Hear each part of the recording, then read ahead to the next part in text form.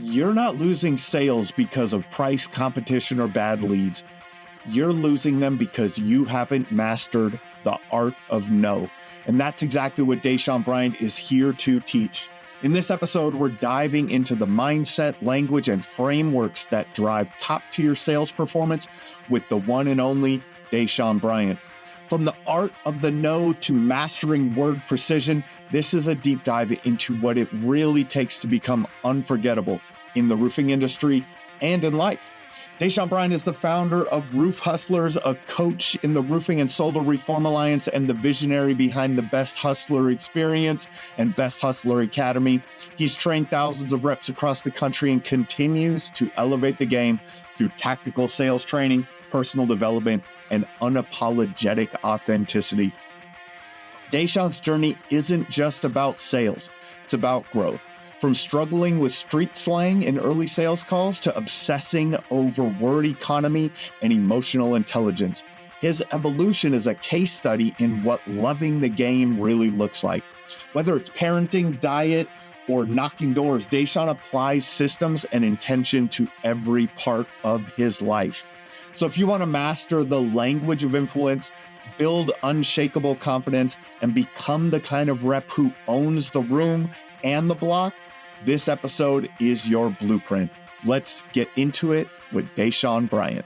Welcome to the Roofing Success Podcast. I'm Jim Aline, and I'm here to bring you insights from top leaders in the roofing industry to help you grow and scale your roofing business. Dashaun Bryant, back again. Yes, sir. Man, I appreciate it. Appreciate it. Honor and a privilege and a pleasure to be back. It's always nice to see your face, man. It's always nice to be on the podcast. And sometimes I got to get out of my own head, right? Because I'd be like, man, it's like my fourth time being on the podcast, or fourth time. I'm like, man, Jim, I'm tired of hearing from me, man. So I'd be like, let me try to let somebody else get on it. We just always have a good conversation. So it's like we got to come back every 6 months or so, come back to it and have some more. Because I know your work, the work that you put in and the sessions that you do over at the RSRA and the stuff you're doing with Best Hustler Academy. Yes, sir. Like there's a continuous evolution. And so I really enjoy that. And there's always something new to talk about. Thank you, man. I think it's important to evolve in the game. Yeah, the evolution. And one of the things that you seem from us, we had a conversation a week or so ago, and you were talking about training on the art of the no. And I thought, man, people need to hear that. So how can someone build the skill set around the art of the no? Yeah. So what really inspired this was, I fly around the country and I coach and train numerous door-to-door sales teams, right? And I started noticing that sales guys were losing control of the sales process.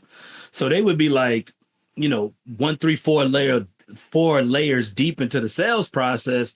And now the homeowner's starting to flip it on them with deductible talk, or they want estimates, or, they trying to figure out what the sales reps is going to do for them outside of just helping them get a brand new roof. So I went to really assessing and studying the way these sales reps been working. And I'm like, what's the gap? I'm like, first of all, these guys have no process. Second of all, they're running away from the word no. So they're running away from the word no. And don't confuse the word no with an objection, right? So I don't want nobody up on my roof. I don't want my rates to go up. I don't want to get dropped. Like, that's not what I mean by chasing the art of the no, like the art of the no. What I mean by chasing the no is, if there is something to kill this deal, let's get it out the way early. I mean, before we even do a roof inspection, before we sign paperwork, before we get the insurance company involved, before we get to this place of picking our shingles and all of these things, if no is to kill the deal, let's get it out the way early. So no is the second best answer you can hear in the sales process, whether you believe it or not, right? And sales reps don't believe that. They're like, oh, when I hear the word no, that means the sales is over. And I'm like, actually, when you get the word no out earlier, You saved yourself a lot of time, money, and resources. So as I've been studying this, it's a phenomenal book called The Win Without Pitching Manifesto. The Win Without Pitching Manifesto, right? And what I've learned, Jim, is people read books, but people don't study books, right? They read a book, put it down, another book. So I done read the book once. I went back this time and I studied the book. So I really started studying this art of getting to the no sooner than later. So now what we've been teaching sales reps is the door-to-door proclamations, right? The door-to-door proclamations, which allows us to get to the no's faster than just begging for business, right? Just throwing up a sales pitch and hoping somebody say yes, when in actually now we're having conversations over presentations, right? So the purpose of the conversation is for us to, first of all, establish the rules of engagement, to see if you're going to allow me to serve you in the way I see best fit possible. And if you ain't going to even allow me to lead the sales process the way I want to lead it from start to finish, let's just get to this no now. Let's just get to this. It don't even make sense for us to move forward no more. Right? It don't even make sense for us to even go to that next step, because you're not going to allow me to be the practitioner and take over this process. And unconsciously, what sales reps don't understand is the homeowner wants to feel slightly vetted. They want you to show that, hey, you got a process, you got a routine, you got a way of doing things, right? And as they see you start to step into your expertise, they actually lower their guard. They take a step back and they let you take over the sales process, right? So I'm teaching guys to get to the no sooner. We reversing the roles of the objection, right? So if we know a homeowner got anywhere between a 1% to 3% deductible, we saying, hey, so Mr. Jim, the average deductible we typically deal with is anywhere between $2,000 to $7,000. I just want to make sure you're comfortable with making that type of commitment before we even move forward. No, I don't think I can handle that type of commitment, even if we was to offer you financing and show you a way you could pay that for 24 months, zero interest. No, that ain't something I want to do. Completely understand. Hey, I hope you find somebody else that can better serve you. Here go my business card. If you change your mind, you give me a holler. Let's get to the no sooner than later. Instead of, now I done got you approved, Jim. Now I'm at your kitchen table picking out shingle colors, and now you like, oh, I can't cover my deductible. And now it's my responsibility to overcome that objection. Versus if I bring that objection up first, now you got to overcome the objection, right? We teaching sales reps to do little minor things that like give them so much control like this. When you got a sales rep that say, not a sales rep, the owner that say, well, I don't sign no paperwork. I don't sign no paperwork. Well, completely understand, Mr. Jim. The thing about it is we're not able to help you at the highest level. It's actually company policy that we can't move no further in this process unless we get this paperwork signed. Now it's no longer emotional. It's just company policy, right? It's a part of being in control of the sales process. And all of these tactics and strategies that we teaching guys now are to help you get to the no sooner so you can properly vet out your homeowners, so you can have selectivity with who you decide to do business with. And everybody you do decide to do business with, and we move forward in this process, is 10 times smoother because we did everything to get the no out sooner than dealing with it too later in the sales process. So these be some new things I've been teaching the sales reps, man. And it's been fun because before we move on, because I know we're going to unpack this, one thing I've been reminding my sales reps, right, is that your homeowner worked hard to get that house. They worked hard to buy their car. They worked hard to be in a position to lead their family, right? So even though it's in their nature to be in control, in this situation, it's not in their best interest. So what you got to understand as a sales rep, your homeowner gonna naturally want to lead the process because that's what got them that's what got them to where they are at in their life right now, because they've been able to take control and lead things. But you got to understand, you got to stand your ground as that sales rep and understand that if we are to get to the best result possible, I got to stay in control. I got to lead this thing from start to finish. And if we are to get to the no, and it is to kill the deal, let's get to it sooner than later. Would you say the biggest no's? What I heard, deductible, signing the contract. What are some other no's that you're getting out of the way sooner than later? So we dealing with and then within our process, right? Because we do a lot of storm restoration. Yep. Those are some of the main ones. The main Homeowners don't ones. want to sign Yeah. contingencies. Don't want to sign contingencies. We try to get that out of the way sooner Yep. than later. Money, as far as like Yep. they can't afford certain deductibles, right? Sometimes they might have needs that we can't fulfill, and we don't want to tell them no. So we'll dance around it and get further in the process, even though we know we don't got the resources, like their needs and our expertise don't align together, right? Sometimes it's distance. Homeowner live 2 hours and 30 minutes away. Instead of you saying, no, you out my jurisdictions, I can send you a referral. You driving 2 hours and 30 minutes to go take care of this homeowners. And that's a reason why it possibly don't make sense for us to move forward. Also, they're not allowing you to leave the process. That's a no we want to get out of the way early, sooner than later. Will they let you be the expert that you need to be to get them to the results that they want, or they're going to try to take over the sales process and make your life miserable? So these are all some things that you got to address early, in a sense of like conversation over collaboration. Conversation over presentation. When we having a conversation with our homeowner, we setting the rules of engagement from the get-go. I'm going to do an outside inspection. I'm going to get up on your roof and check out, the damage up on your home. After that, we're going to come inside the house and look for interior damage as well, right? Do you have any suggestions or any recommendations before I decide to move forward with my process? That's in the beginning of the sales process. That's when you open up for your homeowners to have recommendations or suggestions. If they don't have any recommendations or suggestions on the front end, they gave you the freedom of execution. But most sales reps don't do those things on the front end. They water everything down, and the homeowner just step in and take over control any chance they can. That was a nugget right there. It's just and that was where I was going with it. I was like, what are the steps to confirming that the homeowner is allowing you to have control? And that was, what other is that the frame right there? That's the questions.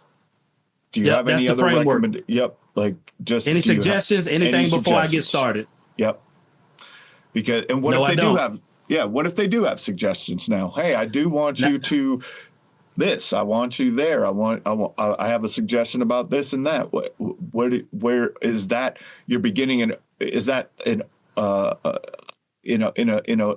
framework of overcoming objections? Then those become objections in the control of the conversation. How are you treating that? That's a great question, right? So now we open it up to collaboration, because the problem with most sales rep, Jim, is they go into presentation mode. Well, it's a one-sided conversation where they telling the homeowner everything they gonna do, right?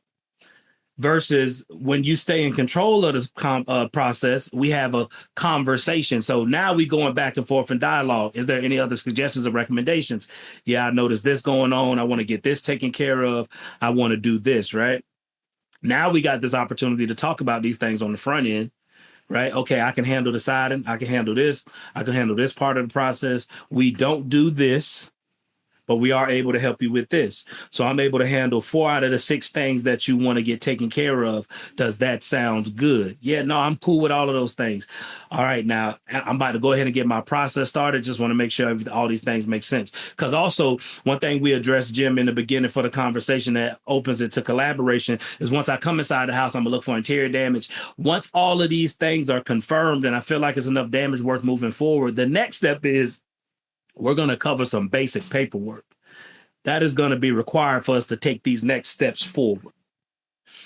So I'm telling them every step of the process. We're having a conversation, not a presentation. Once I address all of these things that they could potentially say no to on the front end,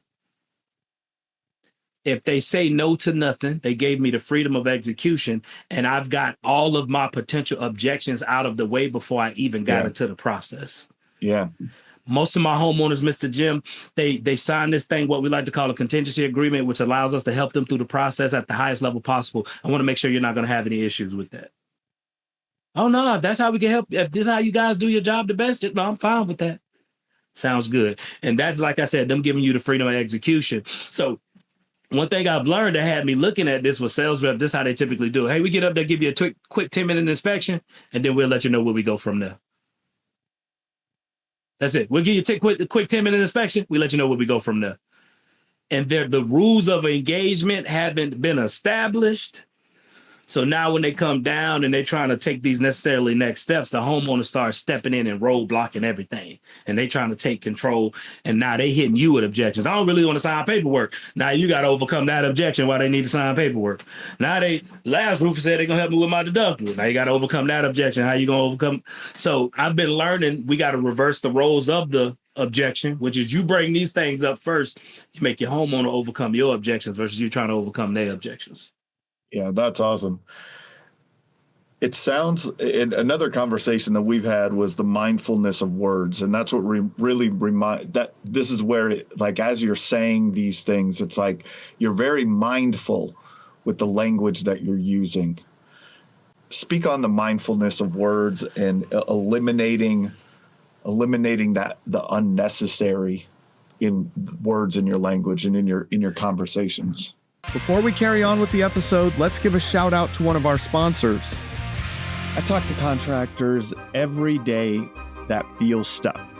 Not because they're not working hard, but because they're missing the structure to growth without chaos. Or their culture's falling apart because their team's unclear, unaligned, or just burned out. And when change hits, they're reacting instead of leading because time and priorities aren't under their control. Day 41 Thrive helps to fix that with proven strategies for growth, culture, and leadership that actually work. Ready to thrive beyond the storm? Visit the link in the description or visit the Roofing Success Podcast website on the sponsors page to start your journey today. Speak on the mindfulness of words and eliminating that, the unnecessary in words in your language and in your conversations. No, that's beautiful, right? Because sales reps, the veterans understand this, or the really good guys understand this, but the new guys within that 1 to 3 year range is, well, first of all, let's take it back to the beginning. Always ask people, who taught you how to use the words, phrases, and like statements that you use? And most people be like, what you mean, who taught me? I'm like, who taught you? It's like, I don't know, school, my parents. I said, no, nobody taught you. You just picked the shit up. You just heard people saying things and you just kept repeating it, right? It's funny because all of us say, are you sure? And I always ask people, who taught you to use that? Like you know what I'm saying? Like, who taught you to say, hey, when they say this, say, are you sure? Are you sure? Yeah. Like, nobody's taught us that statement. So over the past 5 years, I've been obsessed with, like, how do you become more precise, concise, directional, and destinational when you have conversations with people? So I try to be my best to be very attentive to words and be a wordsmith. So I'm like, how do I cut out the fluff, let alone the doubt when I communicate with my homeowners? So I recently read this book called Argue Less, Talk More, The Next Conversation. It's a whole book on how to have proper arguments. And then as I'm reading the book, I thought about it. I'm like, who taught us how to argue? You know what I'm saying? Like, who taught you how to argue? Yeah. Nobody never taught you how to argue. That's why when you get in arguments, it go from 0 to 100, because nobody never taught us that the purpose of an argument isn't to get to a solution. It's just to have a good enough conversation to have the next conversation. You know what I'm saying? That's the purpose. Let's have a healthy enough conversation to get to the next conversation. So now I'm studying this stuff. I'm like, whoa, sales reps love to use unnecessary words. I'm just calling to follow up. This is just, I like basic paperwork. That is one of my favorite things, but sales reps love to say this. Basically what we do is, so essentially what the next steps will be. I'm sorry to bother you. I'm sorry for being late, right? So as I'm studying these things, I'm like, man, how do we be more in control and more assertive in the way that we communicate with homeowners? Why? Because people follow assertive people. It's hard to not follow the lead of an assertive person. And then I've learned 88% of people are non-confrontational. So when we sell people, we don't use these unnecessary words like, Adverbs. So a lot of sales reps love to use adverbs. Basically, essentially, actually, especially, like all of those words. So now it's, if you do have enough store related damage, the next steps we're going to take is get in contact with your insurance company, let them know what's going on. If there's enough damage, we're going to get them out here so we can get the ball rolling. Very assertive, but not aggressive. Right? Yep. Basically, what we do is, so we don't say basically, we say what we do is we let you know the steps you can take to get a brand new roof. We're able to get the insurance company to pay for them. Very assertive, very direct, but in a very compassionate, non-aggressive way. So when you late, right, and you communicated with your homeowners, hey, I'm 15 minutes late. When you show up, stop always apologizing. Save your apologies for when they matter. So if you already gave them a heads up that you're going to be late, when you show up to the house, you don't say, hey, I'm sorry for being late. You say, hey, thank you for being patient. Thank you for being patient. I appreciate it. Now I'm not coming from this minimizing position, because people think when they're apologizing, they're being considerate and they're being thoughtful. No, you minimizing yourself. Right? So we've been paying attention to all of these little nuances of the game that allows you to be more assertive. Also, when it comes to tone, right? I've been playing with the tone with people, because I watched this past weekend, I did a training and the tone went like this. It went up and then down. So it was like this. So what we do is we get help people get nervous. I'm like, why are you dropping your tone? So I learned something recently, a technique. I say, how do you maintain a solid tone throughout a sales presentation? It's equivalent to you being at Thanksgiving dinner and you ask somebody to pass you the salt. When you ask somebody to pass you the salt at Thanksgiving dinner, you don't say, hey, can you pass me the salt, please? You be like, hey, Uncle Jim, pass me the salt. Uncle Jim, pass me the salt, man. Hey, can you pass me the salt, please? But that's how sales reps ask for the close. So if there's damage, like the next steps will be that we contact your insurance company, all of those filler words, because they're not assertive in their communication. So we've been unpacking and continuing to fix the nuances of the game so guys can be that much concise, precise, directional, and destinational when they closing their homeowners, be more assertive, and actually get more deals closed. How do reps, because to me the learning process is first you learn something and then all of a sudden you hear it in what you're doing, right? So you learn, you start to, you're like, oh, I hear myself saying it. Then the next step is to work on that and eliminate those things, and then you get to more of a mastery level. What is that? What is walk a sales rep through that process of how do you identify the words that you're using that are inefficient? What changes do you make to get to have a more clear and concise conversation, and how do you make sure that you do that every single time? Great questions, right? So step one, right? Phase one, learn your script, or whatever it is that you need to do. Learn your script, right? Get that foundation down. So now at least you got whatever it is you need to say memorized, because I want to let you know it's going to take you a while to correct your grammar and your vernacular, because you've been speaking this way for 22 years, 23 years, 25 years, 26 years, whatever, 30 years. You're habitual. So you've been doing this your entire life. So phase one, learn the script. All right, you got your script down pat. Boom. Phase two, raise your level of self-awareness. Good. And self-awareness has so many layers to it, right? People view self-awareness of like just becoming aware of my triggers and what makes me angry, what makes me sad. Like that's how they view self-awareness. No, self-awareness is to know that you snarl your lip when you say certain things, right? So people say certain things to you and your eyebrows raised and you look at people like they stupid, right? So like you got to start having that self-awareness of everything about you that shifts and moves during conversations. So now you're raising your self-awareness, right? Okay, I'm becoming mindful of the way my physiology changes, the way my tone changes, the way my voice cracks, right? The way when I get aggressive, when I get defensive, you becoming aware of those things. Okay, now I'm raising my level of awareness. And as you raise your level of awareness, now you start to use the past as valuable training. So like you said, Jim, phase 1, learn the script. Phase 2, become self-aware. Phase 3, start listening to yourself. And I'm telling you, it's one of the most difficult things to do because you don't listen to the words that you say. You just say the words that you say. Uh-huh. You don't listen to them. You just say them. Because I'll be training with a sales rep and I'll be like, why you just said that? They be like, I ain't say that.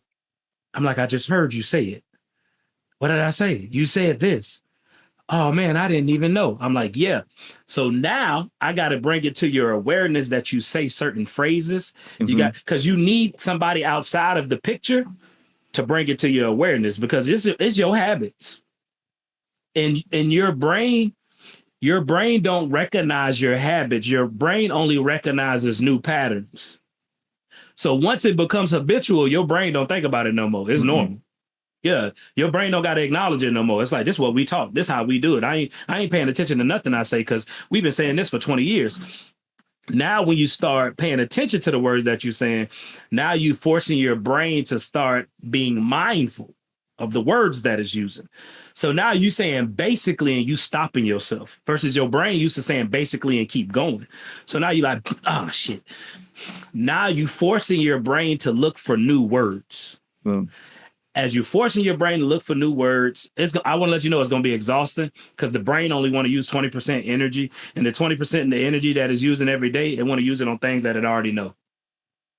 So you learn your script, you start to become self-aware, right? As you're raising your self-awareness, now you're beginning to listen to the words that you use on a day-to-day basis. And if you really want to get anal about it, get an accountability partner and get them to call you out every time you use a word that you're trying to get rid of. And you just said, basically, God dang it. Okay. You just said, are you sure? Oh, dang. All right. And now you will eventually start forcing yourself to find better words, use better terminology, have more clear, concise sentences when you're communicating with homeowners or the people in your life. Yeah. And I think about this from a technology perspective now, too. It's very easy. First of all, it's been around for a long time. My wife she would, like, I would watch my podcasts and edit them and do all these things for years. And she's like, how do you watch yourself and listen to yourself? Like, how do you do that? Like, it is so uncomfortable to hear yourself in the beginning, to hear what you say, the tonality that you use. It's very uncomfortable. So I have some ideas for people. You tell me what you think, Dashaun. So first of all, you have like the software that's developed for this, things like Rilla and Zero. Rilla, right? Yep. Like Rilla and Zero are developed for this specific person or for this specific purpose to make sure that you're getting those words. I'm going to give you a simple hack. There's a voice recorder on your phone. Straight up. A voice recorder, you can download that audio and make a transcript, get the transcript from it. And you could upload that into like ChatGPT without listening to yourself. You could just upload it and tell ChatGPT, you are an expert salesperson. I am trying to eliminate unnecessary words and unnecessary words and phrases like this, that, the other thing. Please review this transcript and let me know where I'm at, like what I can improve upon. And it will do it very quickly. It's pretty crazy. And so what I would suggest to people is at least if you're dedicated to this craft, if you are dedicated to improving yourself, just turn on the voice recorder on your phone. And what you just said is crucial. Do you got the dedication, though? That's right. Are you that? Because I think that if I had to like explain what made me want to become more aware of the words that I use and the way that I communicate, is because I was raised in the hood. So I was heavy slang. My first 2-3 years in the industry, I was like 80% slang. You know what I'm saying? You feel me? You know what I'm talking about? Like that was majority of my communication. And maybe like after a few months in the game, I was like, this ain't gonna work. This ain't gonna work no more. Like we gotta clean this up. How do we get better at this? And I'm on year 10 and I'm still trying to find ways to get better at it. It never ends. But it never ends. It never ends, right? But you have to start somewhere, and just start with listening to yourself, or having, like you said, if you have an accountability, if you have someone out knocking with you and listening to you, hey, let me know if I say any of these things, right? And they can listen for those things for you.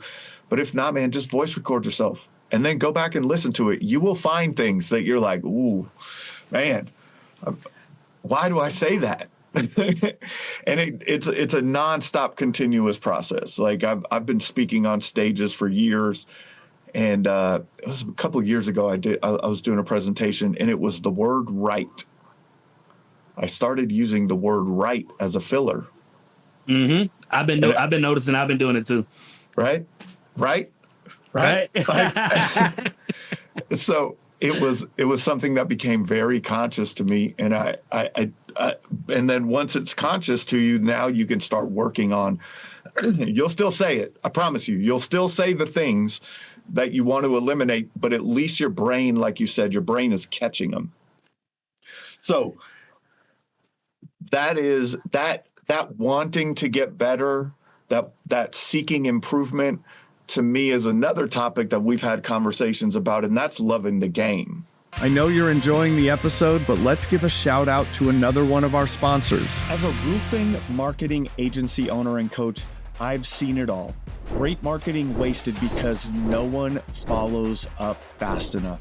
That's why I built Power Up Agents, not just a receptionist. Our AI handles the entire customer journey, from answering the first call to booking the job to post-job surveys and reviews.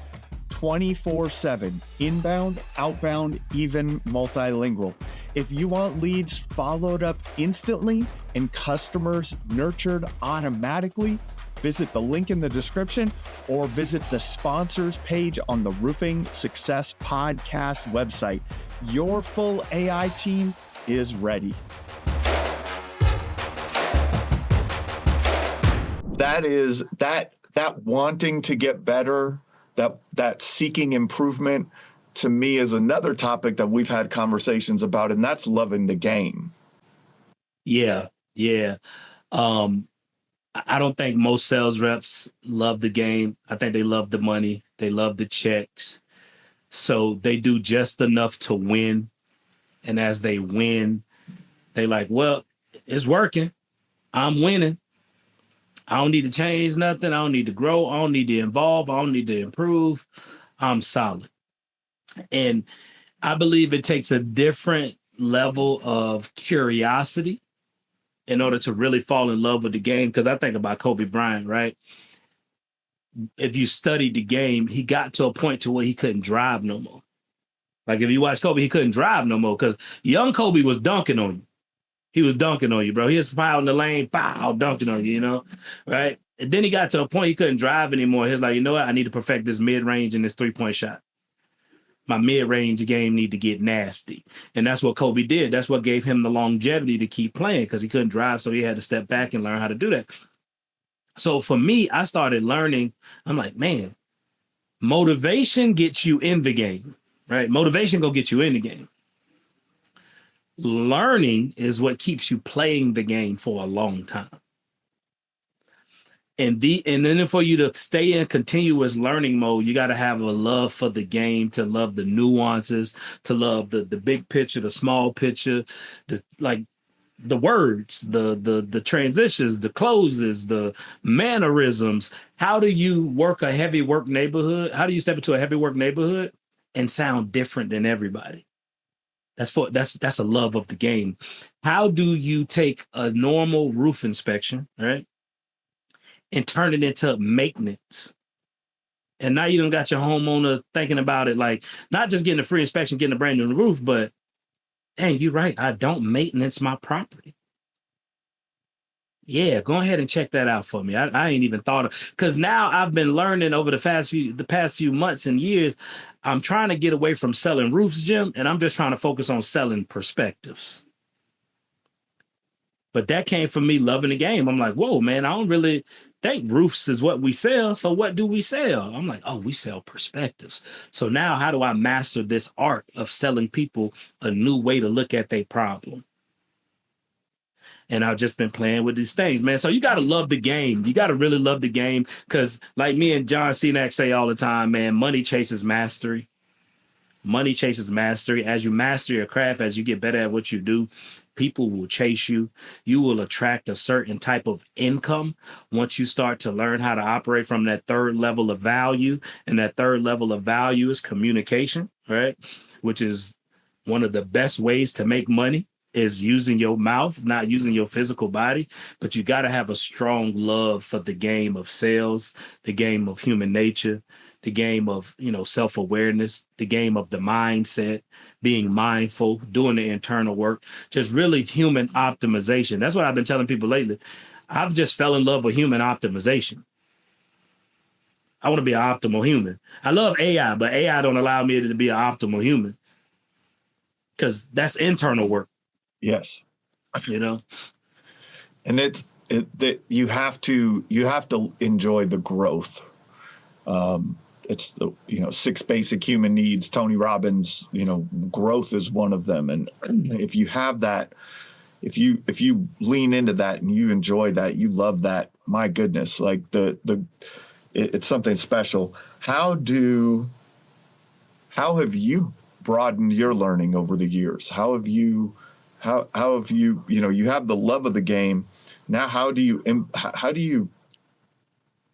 continue to evolve? Is it just, hey, I'm just looking for roofing knowledge? I know you look outside of the roofing industry a lot. How do you broaden? How does a sales rep, how does an owner broaden their knowledge? Broaden their learning? We was just having a conversation about this. I got a really good friend, and his name John. And he was telling me how he's like, man, I've been going to these expos and these roofing conferences, and it's like, I know more than majority of these people that's up on stage and blah, blah, blah, blah, blah. And I was like, you know what your problem is, John? He said, what? I said, you only learn from people in the roofing industry. He's like, what? I was like, just to bring it to perspective for you, I've never learned from one coach in the roofing industry. I've never had coaching from nobody in the roofing industry. Love Adam. I love all of these guys. But when I was young in my journey, I didn't pay no Becker. I didn't pay nobody. The first coach I spent money for was Grant. He was outside of the roofing industry. The second coach I spent money on was Coach Michael Burt. He don't even sell roofs. He's just a super coach. Then I went from Coach Michael Burt to, I was learning from the real Brad Lee. I was learning from John C. Maxwell, Myron Golden, just all of these high-level people that had nothing to do with the roofing industry. Because once again, I was looking at, how do you become the best version of yourself, the best human? I didn't want to learn how to become the best roofer, right? Then I went to learning, how do I develop my mindset? Then I went to learning from, mindset coaches like, what's my boy name? Relentless, Tim Grover, and then Brian Kane, and then Alex Steen. And, then I learned from Dr. David Cook, which is one of the top mental performance coaches in the country, right? So I'm learning from all of these people outside of the roofing industry. And right now I'm reading a book called The Art of the Impossible, which blew my mind. And they got this theory in the book that I thought was pretty phenomenal. They said, when you're somebody that started in one industry and that's all you did for a long time, you will make more money faster and sooner than the broad guy. So the guy that's broad, that maybe he worked in a grocery store, maybe he rapped for a little bit, maybe he did, bartending, then he went and did a construction job, and then he, worked at a grocery store, whatever. He did all of these different things, and then eventually he got into the roofing industry. He will start behind the guy that been in the roofing industry for a long time, but eventually he will pass them and start making more money than them, because his learning is so broad that he can bring all of these different skill sets to this industry and thrive. So people see me so good. They see I'm good at sales. They see I'm good on stage. They see I'm good at all of these things. I'm like, Oh no, bro. I went to a performing arts school when I was 10 years old. So I was acting and I was doing monologues when I was 10 years old. Right. Then I played football for a while, right? And then I did door-to-door sales selling the fundraisers. Then I worked in a grocery store for 3.5 years where I learned how to talk to humans. Then I worked at another grocery store. Then, I started doing this. Then I made music. Then I started but I've done so many random things that allowed me to learn from so many different arenas. And then when it comes to books, I read sales books, relationship books. I read the male and female dynamic books. I read parenting books. I read psychology books. I read spiritual books. Like I read all of these random books. None of them have nothing to do with roofing. And then what is innovation? Innovation is taking principles from one industry and you bring them to another industry. That's all innovation is. Innovation isn't invention. Two different things. An invention isn't like innovation. Innovation is I'm a marketer. I go learn from a marketer and then I use it on the doors. That's innovation, right? So I take stuff from different industries, different markets, different types of learning, and I apply the principles to what I'm doing. Like the book, The Art of the Impossible, I've never heard empathy used this way. It said, what is empathy? Engaged presence. I'm like, damn, that's good. I've only heard empathy like this. Well, you listen to understand, you don't listen to respond. That's the only way I've ever heard empathy explained, like when it comes to communication. The way they talked about empathy, they said it's engaged presence. Boom, innovation. I read this book called The Rational Male. It's a whole book on the male and female dynamic, right? Has nothing to do with sales. I heard one principle in the book that blew my mind. It said, I will always rather experience rejection over regret. I will always rather experience rejection over regret. I said, oh shit, that's a sales principle. This book don't got nothing to do with sales, but that's a sales principle because so many sales reps regret not knocking that $1 million home. They regret not walking into that commercial building. They got the regret. So I teach them now, always rather experience rejection over regret. So the innovation and the broadening your knowledge and the people you learn from allows you to be that much sharper in your industry and whatever it is that you're doing. So I love my roofing people. Like I love everybody in our industry. I love you. I love Adam. I love all of these guys, Lee Hay. I love all of those guys. But I encourage all my roofers, go learn from somebody outside of this roofing industry. Watch how you blow your competition out the water. Yeah. It was kind of something that goes along with that. As we were building Roofer Marketers, I was doing this podcast. And I promise you, there were so many times that I took things from a roofing business owner and moved it into a process in our digital marketing agency. It was crazy because it was just a good idea, right? Like it was just a good concept. It was just good business. And so, you can find it everywhere. Everything is everywhere. And it's awesome to bring these in. I know you're working on the new book. Yes, sir. And I don't know if it'll be out by the time this comes out. When do you think the book is going to be released? Is it going to be released at the event? It's going to be released at the event. We're going to have it done November 13th and 14th. Yep. Okay. So the Best Hustler Experience Live is November 13th and 14th. The book will be released on that time. Yeah. But you've been, you had one of the early things that you brought to the table was like the virtues of a hustler. Yep. The 11 door-to-door roof commandments. And yep. 11 door-to-door roof commandments. And so there's been an evolution of that over the years in the virtues of a hustler. So 11 door-to-door roof commandments. Now it's the virtues of a hustler. Talk about the virtues of a hustler. I know you're enjoying the episode, but let's give a shout out to another one of our sponsors. Stop going at it alone, because growing a roofing company today is not what it was like even 3 years ago. Not with the economy, not with private equity, not with AI taking over the world, and let's not forget insurance rewriting the rules. Join the community of roofers who don't really like roofers. We share our winning secrets to help each other dominate in today's fast-changing and unpredictable times. Click the link in the description to apply to join. 11 door-to-door roof commandments. Now it's the virtues of a hustler.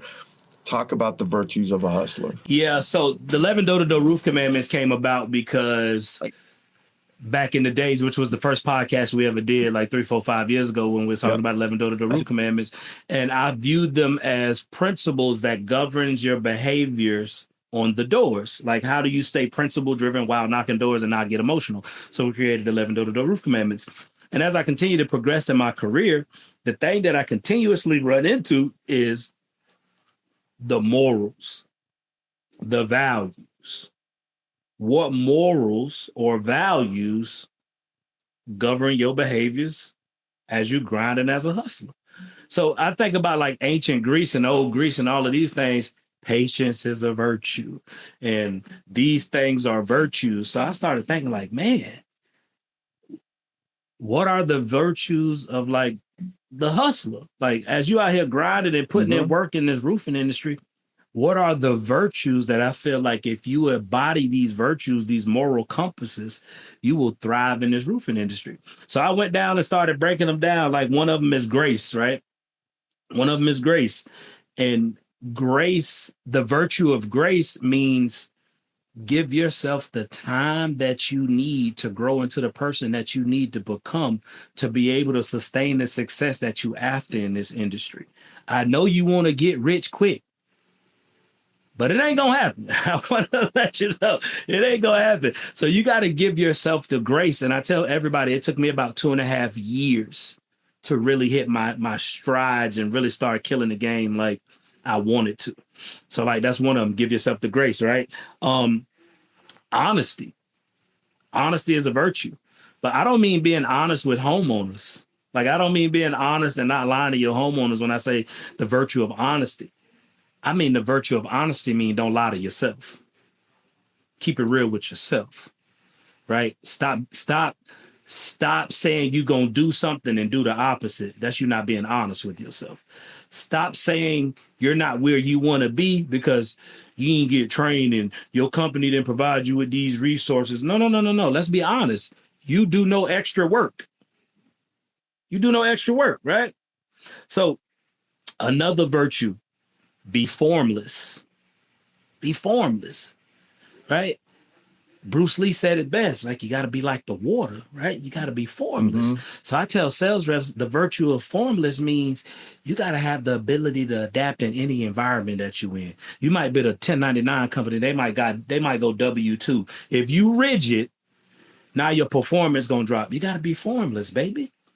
You got to be up in Minnesota where you used to just file claims. Now you got to provide a good faith estimate. You got to be formless, baby. Right? I'm from Florida. We've had nothing but law changes since I've been in this industry, and we continue to thrive every single year. So these are just some of the virtues that I feel like if they embody these things as hustlers, they will thrive in our industry. So we got the I think it's the 10 virtues of the hustler, which I'm excited to have that done. It's already quote unquote done. We just we retyping it right now. We getting it edited up. So by the time of the event on Thursday, we can have like little physical hard copies. That way everybody can enjoy the virtues of the hustler. So I'm excited, man. And we're not trying to make it no like New York Times bestseller. I'm not pursuing that route with it. For me, it's just something I want to give to the people, my community, just to continue to keep bringing new information, new insight to them in the field. Well, you should make it a New York Times bestseller. You ain't wrong. You right. You right. You know, like 50 pages, New York Times bestseller, baby. Quick little booklet. You know what I mean? We're going to put in the work. Matter of fact, now that you said that, we're going to do everything. We're going to do the due diligence and figure out what we need to do there. That's right. I'll help you out. I got a marketing plan for you. Sound good. I'm ready. All right. So you're a coach in the RSRA. Yep. You go and do on-sites with companies a lot. I know we talked about you still see in the industry that there is still a lack of training and that owners essentially rely on the experience of the reps that they hire for success. Yeah. That's not a good business practice. Not at all, man. It's only a few owners that I've ran into that really loves the game, right? The growth Yeah. the nuances, and they able to retain their reps at a high level because they understand their value and the importance of training. But I'm 10 years into the game, and I ain't gonna lie to you, Jim. I thought like by this time, like maybe roof hustles would have started to like kind of quote unquote plateau and kind of just like get to this point to where people are like, no, we got it now. Like we know how to train our people. We don't need you, man. Blah blah blah. And as I'm learning, as I'm continuing to step into these environments, man, which go back full circle. Nobody loves the game enough to to learn, to continually educate themselves so they can continuously train their sales rep because they're so fixated on growing their company. So yeah, training is still a watered down part of the game because they'll hire a sales rep that's been doing this 3 years, 4 years, 5 years, let's say 7 years, whatever, roofing experience, right? Been selling for Xerox for 10 years and all of these things, right? So an owner hears those things and say, I don't got to do no work. I got a rep, got experience. He been selling. Whoo, boy, I hit the jackpot, right? But I always tell owners, I'm like, no, you need to do the Carfax. Like you need to do the Carfax, right? Like who taught them how to sell? What do they define as selling? Right? What is their experience in selling? How much have they learned? How many events they've been to? How much mentorship they get? What's the last thing they've done when it came to their growth and their maturity in their sales, career or endeavor? So I'm meeting reps that's been doing this 6 years, 5 years, and they see me and they just like, man, I'm still not on that level. And I'm like, yeah, it's because you don't train the way I train, right? Also, most reps only are working at work. Only when they're doing the job. So only when they selling, running appointments, doing inspections, that's the only time they're doing the job. So when they go home, they cutting it off. So they viewing it as a job. They're not viewing it as a career or as a vehicle, which in return, just think about this, Jim, right? Like when we all had regular jobs, who the hell was doing any extra work at their job?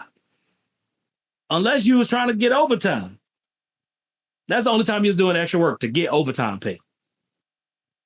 So the training still watered down in our industry because I know it's going to sound contradicting to who I am and what I do, but we made the game. We've made owners lazy.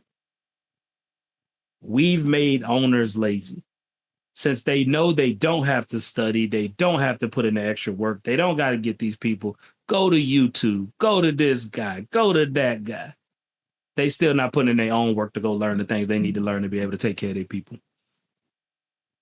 Yeah, that's interesting. They could write a check or send them in the direction of the content that's been created out there. Mm-hmm. That's a big revelation. And putting together a training program and executing on it day to day and continuously evolving that training program, that's work, man. There's work. It's a lot of work there. And so it's fruitful work. Oh, the return is 10x. Yes. And so it should take the time, guys. Take the time. That's all. Put the work in. That's all we did, Jim. We just fell in love with it to where we like, man. That's right. It's an art to this. Let's continue to polish up the art, right? Like, let's continue to chisel away at this Michelangelo. And sales owners and sales managers just be like, we did it once. You should know it. That's right. Man. And that kind of makes me think of another conversation, and that's maximizing our time here and becoming the best versions of ourselves. Like, I know you've been on this journey. Where's it led you? Oh man, it's led me to a very happy place. Like I'm extremely happy in my life. I'm happy whether I got money or don't got money, right? I'm happy when I have a phenomenal month. I'm happy when I have a bad month. Like it doesn't change my temperament, like the amount of money that I make, right? And being so in love with becoming the best version of myself to where it comes the way that I communicate with the people in my personal life, having patience with my kids, doing the internal work. outgrowing society norms and standards. Like, I'm extremely selfish. Nobody goes around and says that. Nobody says that with pride, but I am the most selfish person in my life. I tell people I put myself before my kids, and they like, what? You put yourself before my kids? I'm like, yeah, because if I don't take care of me, I can't take care of my kids. So yes, I wake up 5 a.m. before my kids get up. I read, I study. That's me being selfish. To fill up my cup before I go fill everybody else's cup. Because everybody view the word selfish is, Jim asked me for $20. I tell him, no, I'm so selfish. No, that's stingy. That's being stingy, right?